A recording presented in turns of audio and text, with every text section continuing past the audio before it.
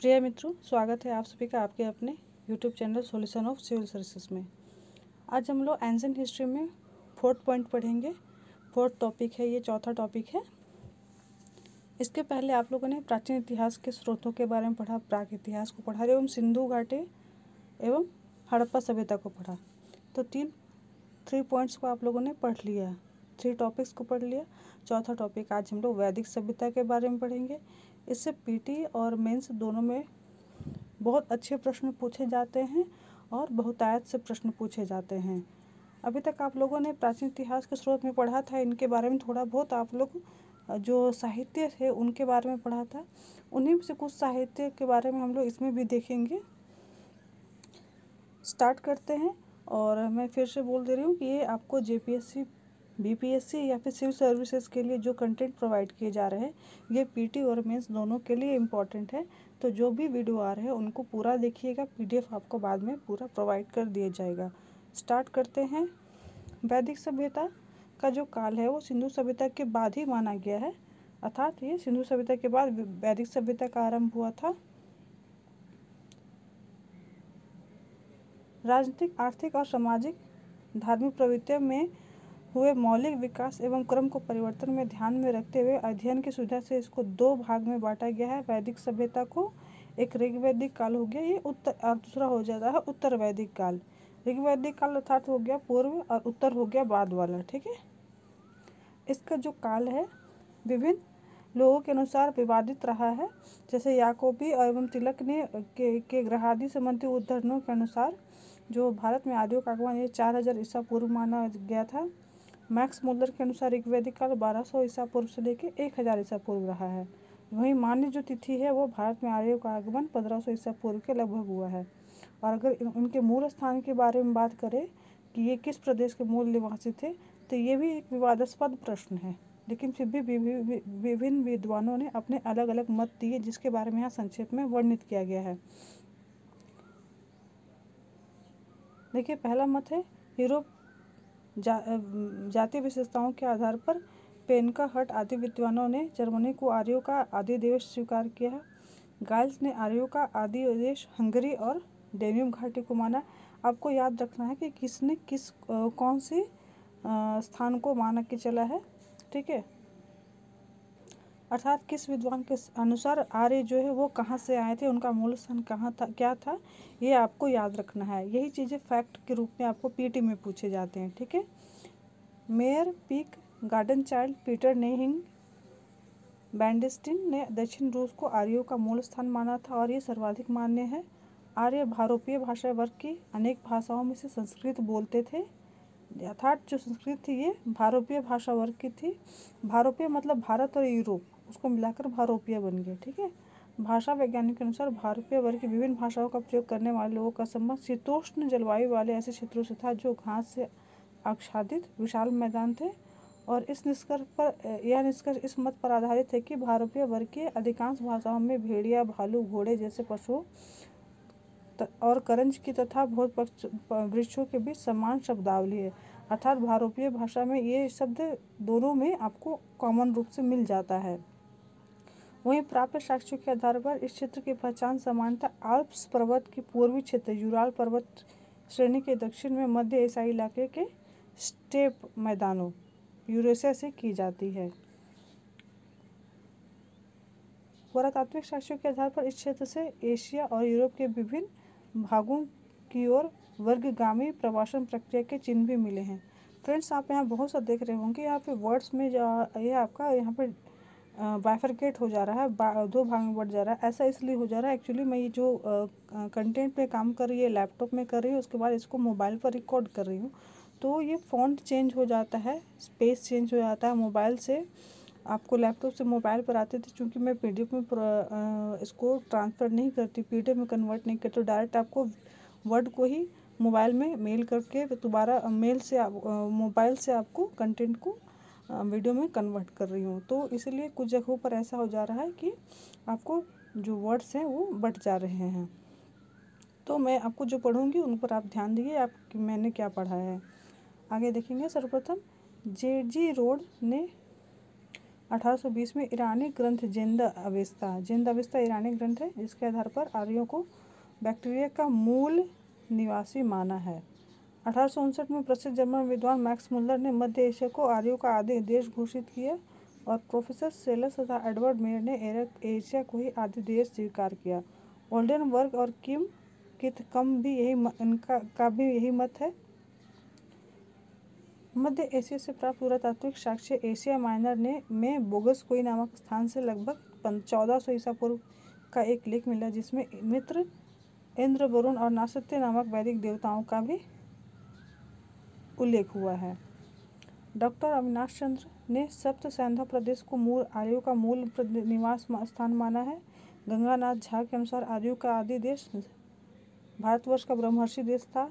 A.D. Kullu ने Kashmir, D.S. त्रिदेव ने मुल्तान के देविका प्रदेश तथा डॉक्टर राजबली पांडे ने मध्य प्रदेश को आर्यों का आदि देश माना है। वहीं दयानंद सरस्वती ने तिब्बत को आर्यों का मूल निवास माना।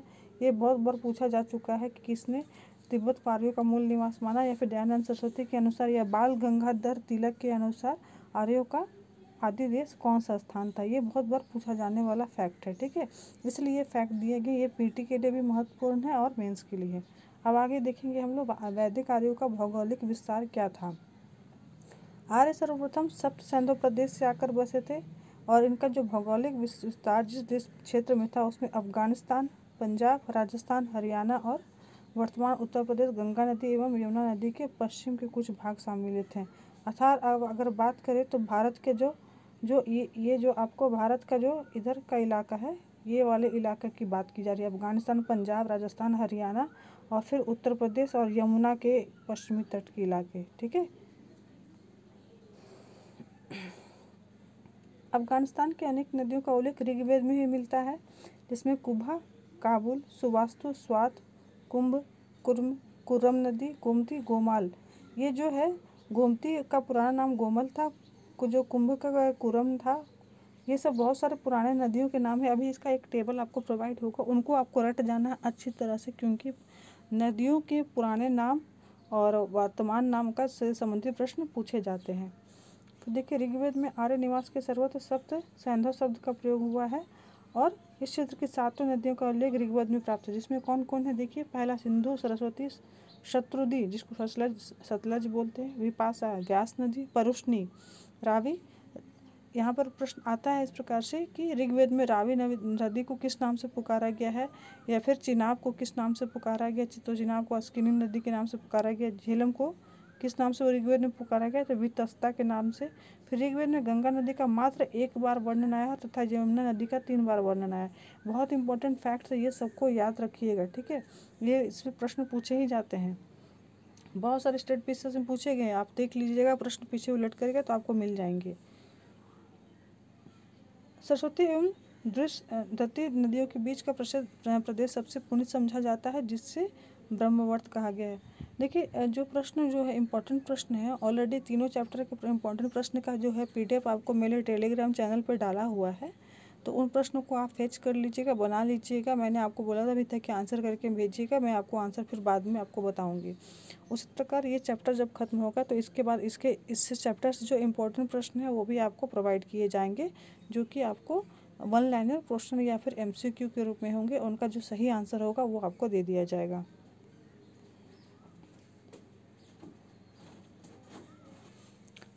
आर्यों के जातीय और अंतर्जातीय युद्ध के बारे में अगर समझे तो आर्यों के जो आपसी तथा यहाँ के जो मूल निवासी अर्थात अनार्य जो थे उनके साथ युद्ध के अनेक प्रमाण मिलते हैं। यदु और तुर्वस ऋग्वैदिक काल में आर्यों के 2 प्रधान जन थे।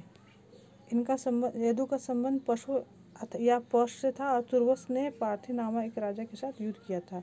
यदु और तुर्वस जन भारत में आने वाला नवागंतुक मतलब नया आने वाला जो दल था, और भरत जन इनसे प्राचीन थे। आर्य इंद्र के उपासक थे शायद 2 दलों में विभक्त थे।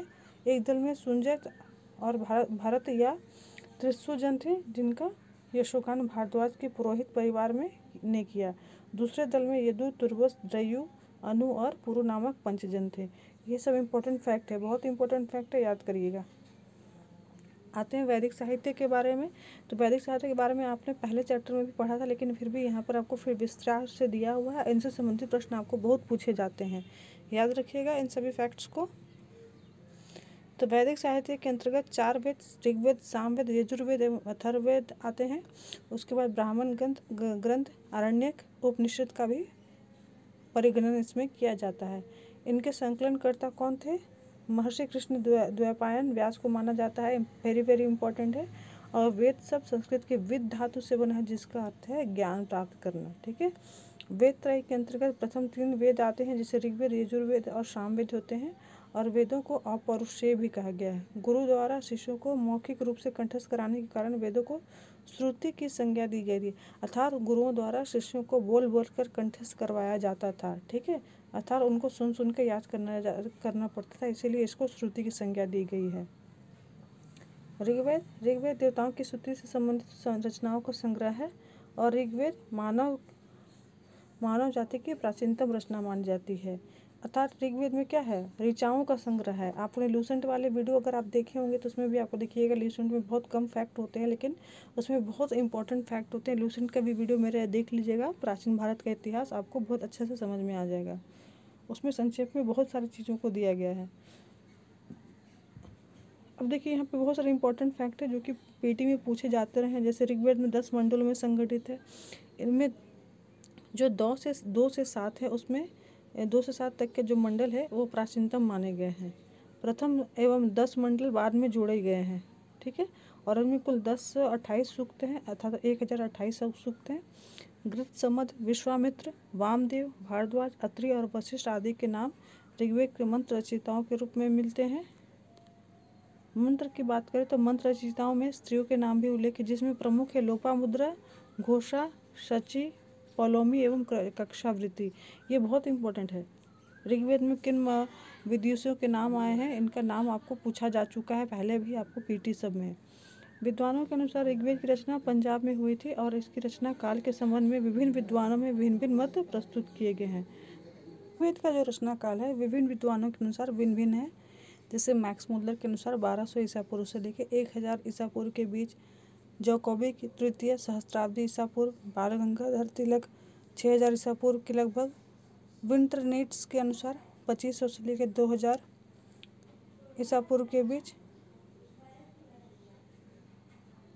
वहीं कुछ अन्य विद्वानों के अनुसार 1000 ये हो जाएगा 1500, ये मिस्टेक्स लिखा गया है 11500, ये 1500 से लेकर 1000 ईसा पूर्व के बीच ऋग्वैदिक काल की प्रामाणिक रचना अवधि के रूप में स्वीकृत है।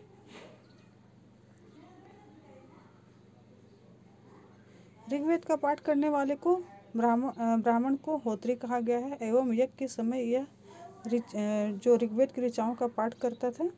अस्तो मां सद्गमय वाक्य ऋग्वेद से लिया गया है, वेरी वेरी इंपॉर्टेंट MCQ है। यजुर्वेद की बात करें तो यजुर का अर्थ होता है यज्ञ।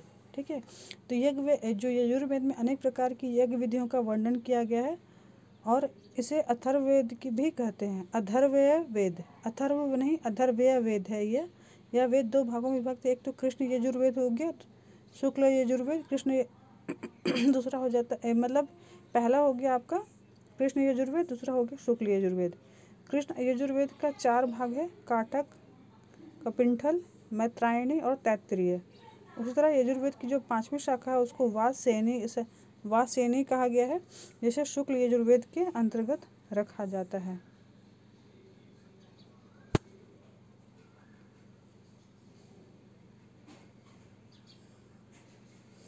यजुर्वेद जो है यह कर्मकांड प्रधान है।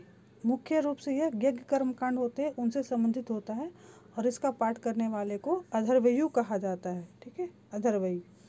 और ऋग्वेद वाले को होत्री कहा जाता है। ऋग्वेद का पाठ करने वाले को होत्री कहा जाता है, यजुर्वेद का पाठ करने वाले को अथर्वयु कहा जाता है। सामवेद साम का अर्थ होता है गान करना। ठीक है, यज्ञ के अवसर पर जो देवताओं का स्तुति करते हुए सामवेद की ऋचाओं का गान करने वाले ब्राह्मणों को उद्दात्री कहा गया है। ठीक है, अर्थात ये गान से संबंधित है जिसमें यज्ञ की ऋचाओं का गान किया जाता है। सामवेद में कुल 1810 ऋचाएँ हैं। इसमें से अधिकांश ऋग्वैदिक ऋचाओं की पुनरावृत्ति की गई है और मात्र 78 ऋचाएँ नई एवं मौलिक हैं। सामवेद 3 शिखाओं में विभक्त है और पहला है कौमुद, दूसरा है रामायणीय, तीसरा है जैमिनीय। आगे बात करते हैं अथर्ववेद की। अथर्ववेद की रचना अथर्व ऋषि ने की थी और उन्हीं के नाम पर ये अथर्ववेद कहा जाता है। 2 शाखाएं हैं इसकी, शौनक और पिप्पलाद। अथर्ववेद जो है ये आपको 20 अध्यायों में संगठित है, जिसमें से 731 सूक्त है और 6000 के लगभग मंत्र हैं। ठीक है, ये जो फैक्ट्स हैं इनको याद रखिएगा, शाखाएं हैं इनको याद रखिएगा। और इसमें क्या है, रोग निवारण, राजभक्ति, विवाह, प्रणय, गीत, मारण, उच्चाटन, मोहन आदि के मंत्र, भूत प्रेत, अंधविश्वासों का उल्लेख तथा नाना प्रकार की औषधियों का वर्णन है। इससे संबंधित महत्वपूर्ण फैक्ट ये है कि किस वेद में आपको तंत्र मंत्र या टोने टटके का वर्णन आता है, तो याद रखिएगा ये अथर्ववेद से। और ये बहुत इंपॉर्टेंट फैक्ट है, ये बहुत बार पूछा जा चुका है। अथर्ववेद में विभिन्न राज्यों का वर्णन प्राप्त होता है, जिसमें कुरु प्रमुख है। इसमें परीक्षित को कुरुओं का राजा कहा गया तथा कुरु देश की समृद्धि का वर्णन प्राप्त होता है।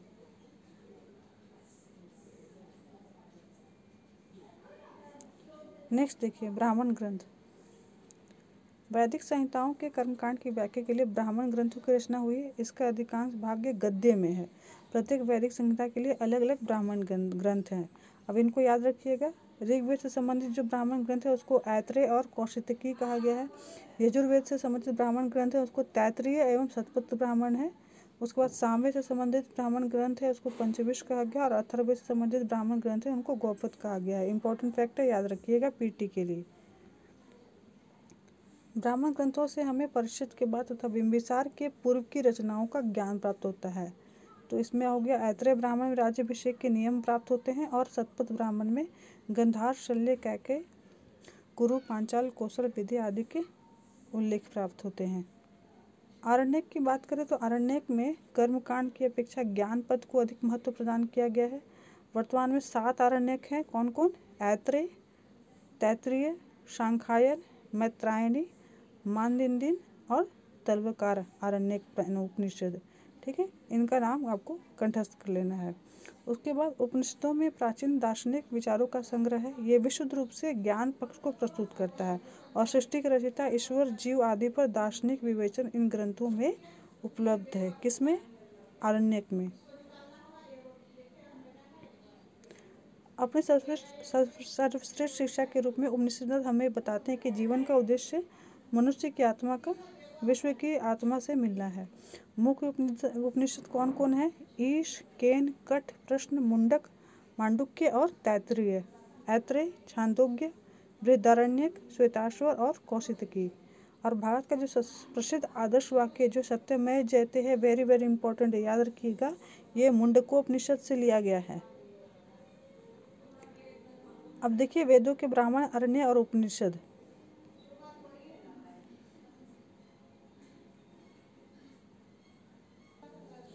अब देखिए 4 वेद हैं, ऋग्वेद, सामवेद, यजुर्वेद, अथर्ववेद। इनके ब्राह्मण कौन कौन है? ऋग्वेद का ब्राह्मण हो गया ऐत्रेय ब्राह्मण, कौतिकी ब्राह्मण। उसके बाद सामवेद का जो ब्राह्मण है वो पंचविश ब्राह्मण, तांडेय ब्राह्मण, षट्विश ब्राह्मण, जैमिनी ब्राह्मण है। उसके बाद यजुर्वेद का जो ब्राह्मण है ये तैत्तिरीय ब्राह्मण है और शतपथ ब्राह्मण है। अथर्ववेद का जो ब्राह्मण है ये गोपथ ब्राह्मण है। उसके बाद बात करते हैं हम लोग अरण्यक की। तो ऋग्वेद का जो अरण्यक है ये ऐत्रेय है, कौतिकी है, सामवेद का छांदोग्य और जैमिनीय है, यजुर्वेद का है बृहदारण्यक है और तैत्तिरीय अरण्यक है। उसके बाद ये आते हैं आगे, हम लोग उपनिषद की बात करते हैं। तो ऋग्वेद का उपनिषद कौन कौन है? ऐत्रेय उपनिषद और कौतिकी है, छांदोग्य उपनिषद आपका और केनोपनिषद सामवेद का है, यजुर्वेद का है स्वतरो उपनिषद है, बृहदारण्यक उपनिषद है, ईशोपनिषद है, मैत्रायणी उपनिषद है, कठोपनिषद है और तैत्तिरीय उपनिषद है। और अथर्ववेद का जो उपनिषद है वह मुंडकोपनिषद है, प्रश्नोपनिषद है और मांडुक्योपनिषद है। उसके बाद बात करते हैं उपवेद और प्रवर्तक उपवेद की। ठीक है, तो ऋग्वेद का उपवेद है आपका यजुर्वेद, आयुर्वेद और प्रवर्तक उपवेद है प्रजापति।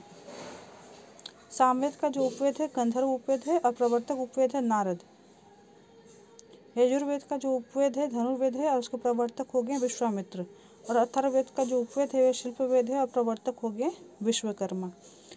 अब हम लोग सामाजिक स्थिति के बारे में पढ़ेंगे कि ऋग्वैदिक काल में जो सामाजिक संगठन था, इसकी जो न्यूनतम इकाई कौन सी थी? परिवार। याद रखिएगा, न्यूनतम इकाई परिवार थी। सामाजिक संरचना का आधार सगोत्रता थी और व्यक्ति की पहचान उसके गोत्र से की जाती थी। परिवार में कई पीढ़ियाँ एक साथ रहती, जैसे नाना नानी, दादा दादी, पोते पोतियाँ सभी एक साथ रहते थे।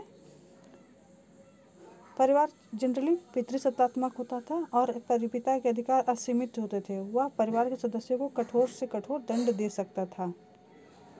ऋग्वेद में एक स्थान पर ऋजासुवा का उल्लेख है, जिससे पिता ने अंधा बना दिया था। ऋग्वेद में ही शुनाशेष का विवरण होता, जिसे उसके पिता ने बेच दिया था। अर्थात पिता के जो अधिकार थे वो सीमित थे और वो पिता का समझिए कहीं कहीं पर काफ़ी उसका दंड का, पिता को दंड देने का भी प्रावधान किया गया था। ऋग्वेद में परिवार के लिए कुल का नहीं बल्कि गृह का उपयोग हुआ है। गृह जीवन में स्थायित्व का पुट कम था और मवेशी, रथ, दास, घोड़े आदि के दान के उदाहरण तो प्राप्त होते, किंतु भूमि दान का उल्लेख नहीं हुआ है। अचल संपत्ति के रूप में भूमि एवं गृह अभी स्थान नहीं बना पाए हैं और समाज काफ़ी हद तक कबीलाई और समतावादी था। महिलाओं को सम्मानपूर्वक स्थान प्राप्त था और स्त्रियों की शिक्षा की भी व्यवस्था थी। अपाला, लोपामुद्रा, विश्ववारा, घोषा आदि नारियों के मंत्र दृष्टा होकर ऋषि पद प्राप्त करने का उल्लेख भी आपको ऋग्वेद में आता है।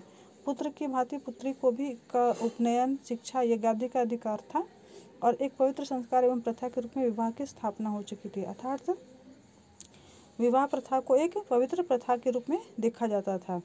बहुविवाह यद्यपि विद्यमान था, परंतु एक पत्नीव्रत प्रथा का ही समाज में प्रचलन था। मतलब बहुविवाह किया जा सकता था, किंतु वहाँ पर उस समय जो वास्तविक जो प्रथा थी, एक पत्नीव्रत या एक पतिव्रत था। यद्यपि कहीं कहीं आपको बहुविवाह का आपको देखने को उदाहरण मिला था उस समय।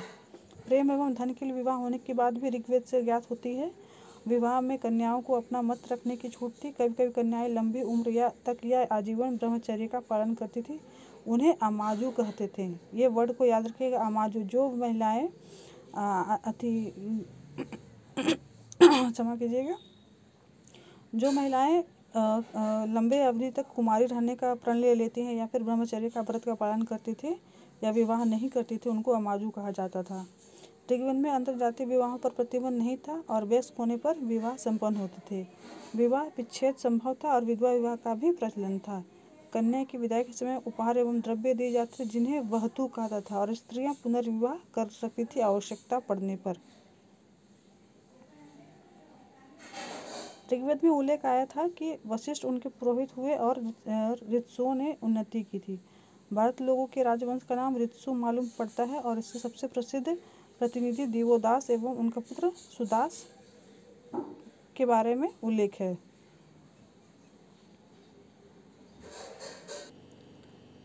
आगे देखेंगे, ऋग्वेद महत्वपूर्ण नदी क्रमशः सिंधु, सरस्वती, सर्वाधिक पवित्र नदी, एकमात्र पर्वत मुजवंत, हिमाचल, प्रमुख देवता इंद्र इत्यादि का ऋग्वेद में वर्णन मिलता है। साथ ही इसमें बलि यज्ञों में पशुओं की बलि का भी उल्लेख मिलता है। समाज मुख्यतः पितृसत्तात्मक था। स्त्रियों की दशा बहुत ज़्यादा अच्छी नहीं थी, लेकिन फिर भी स्त्रियां जो है उनको शिक्षा ग्रहण करने और यज्ञों में भाग लेने का अधिकार प्राप्त था।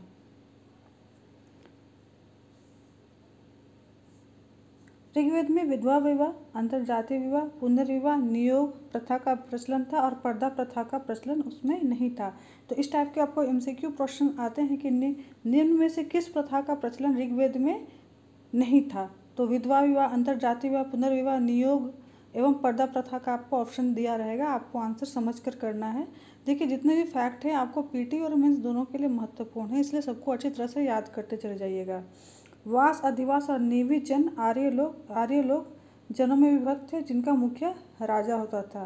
राजा जनता चुनती थी और मुख्य जो पदाधिकारी, पुरोहित, सेनानी और वृद्ध जनों को छोटी चुनी गई थी।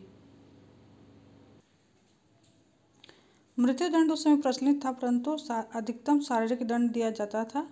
अग्नि परीक्षा, जल परीक्षा, संतप्त पर परीक्षा इत्यादि उस परीक्षा के उदाहरण हुआ करते थे। ऋग्वेद में जातीय युद्ध के भी उदाहरण मिले हैं और एक युद्ध में सुजेयों ने तुर्वसों और उनके मित्र वृचिवतों की सेनाओं को छिन्न भिन्न कर दिया था।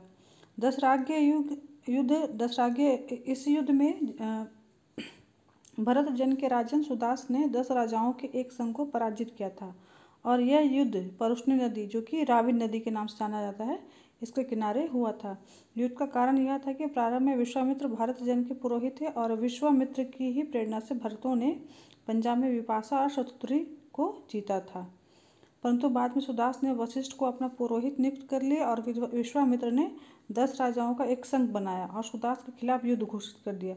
इस युद्ध में 5 आर्य जातियों के कबीले थे और 5 आर्येतर अर्थात अनार्य जातियों के कबीले थे। इसी युद्ध में विजय के पश्चात भारत जन, जिनके आधार पर इस देश का नाम पड़ा, की प्रधानता स्थापित हुई और एक वैदिक राजनीतिक अवस्था, राजनीतिक संगठन इत्यादि भी स्थापित हुआ। ऋग्वेद में अनेक राजनीतिक संगठनों का उल्लेख मिलता है, जैसे कि राष्ट्र, जन, विश्व एवं ग्राम। और जो ग्राम था, ये सबसे कह सकते हैं नीचे लेवल का जो राजनीतिक संगठन था। हालांकि ऋग्वेद में राष्ट्र शब्द का उल्लेख प्राप्त होता है, परंतु ऐसा माना गया है कि भौगोलिक क्षेत्र विशेष पर आधारित स्थायी राज्यों का उदय अभी भी नहीं हुआ था। राष्ट्र में अनेक जन होते थे। जन में 5 जन, जैसे अनु, द्रयु, यदु, तुर्वस एवं पुरु प्रसिद्ध थे। ठीक है, राष्ट्र में जन होते थे और जनों में 5 जन और अन्य जन थे भारत, पृथ्सु, सुंजय और त्रिवी। जन संभवतः विश्व में विभक्त होते थे और विश्व के प्रधान को विषामपति कहा जाता था। विश्व फिर ग्रामों में भी विभक्त था और ग्राम का मुख्य ग्रामणी होता था। राजा ऋग्वेद में राजा के लिए राजन, सम्राट, जनस्य, गुप्ता आदि शब्दों का व्यवहार हुआ है। ऋग्वेदिक काल में सामान्यतः राजतंत्र का प्रचलन था। राजा का पद दैवीय नहीं माना जाता था और ऋग्वेदिक काल में राजा का पद आनुवंशिक होता था, परंतु हमें समिति अथवा कबीलाई सभा द्वारा किए जाने वाले चुनाव के बारे में भी सूचना मिलती है। ऋग्वेदिक काल में राजन एक प्रकार से कबीले का मुखिया होता था तथा राजपद पर राजा विधिवत अभिषिक्त होता था। राजा को जनस्य गोपा अर्थात कबीले का रक्षक कहा गया था। वह गोधन की रक्षा करता था और युद्ध का नेतृत्व करता था। साथ ही कबीले की ओर से देवताओं की आराधना भी करता था। सभा, समिति एवं गण। ऋग्वेद में हमें सभा, समिति, विदत और गण जैसे कबीलाई परिषदों के बारे में उल्लेख मिलते हैं और इन परिषदों में जनता के हितों, सैनिक अभियानों, धार्मिक अनुष्ठानों के बारे में विचार विमर्श होता है। सभा एवं समिति की कार्यवाही में स्त्रियां भी भाग लेती थी। पुरोहित पदाधिकारी, पुरोहित, सेनानी, स्पर्श अर्थात गुप्तचर दैनिक कार्यों में राजा की सहायता करते थे और नियमित कर व्यवस्था की शुरुआत उस समय नहीं हुई थी। लोग स्वेच्छा से अपनी संपत्ति का एक भाग राजन को अपनी सेवा के बदले में देते थे। इस भेंट को बलि कहा जाता था। कर वसूलने वाले किसी अधिकारी का नाम नहीं मिलता है और गोचर भूमि के अधिकारी को वाज्रपति कहा गया है। कुलव परिवार का मुख्य होता था। ये सब MCQ फैक्ट्स हैं, इनको याद रखिएगा। ठीक है।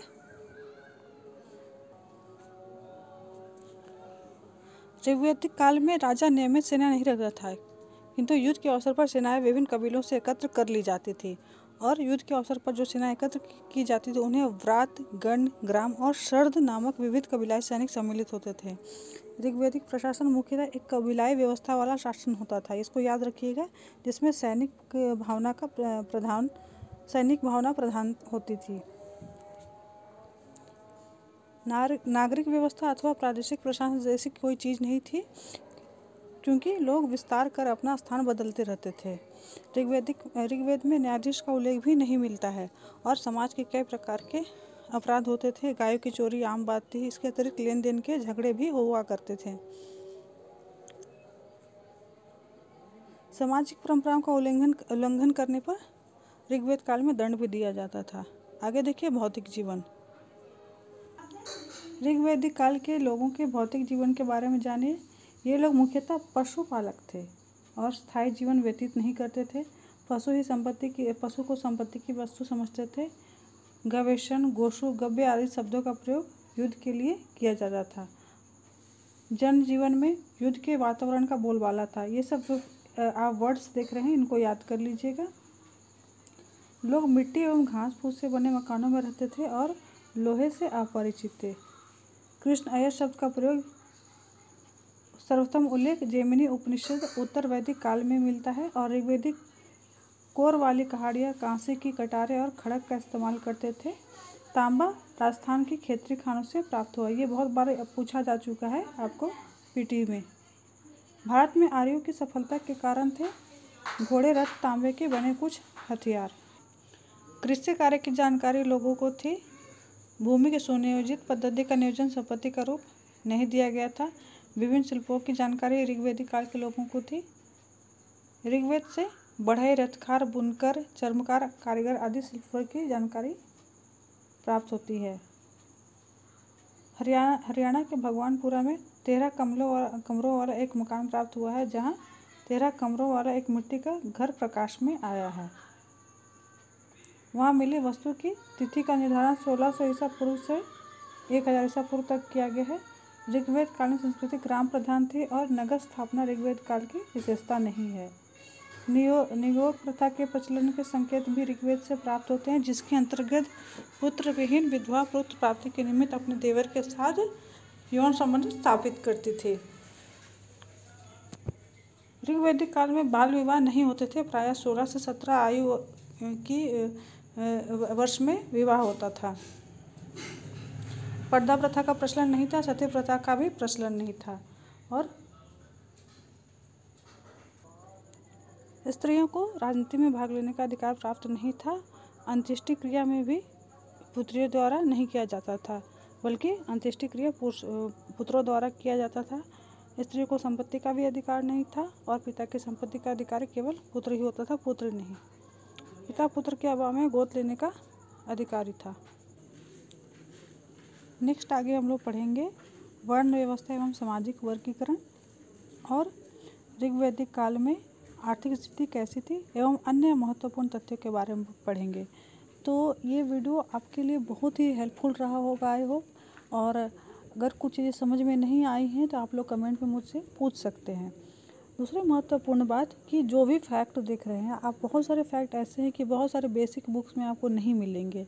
तो ये फैक्ट आपको बहुत सारे बुक्स कंटेंट से लेकर के बनाया हुआ है। जैसे लूसेंट में बहुत संक्षेप में दिया हुआ है, लेकिन बहुत सारे इंपॉर्टेंट फैक्ट दे दिया गया है।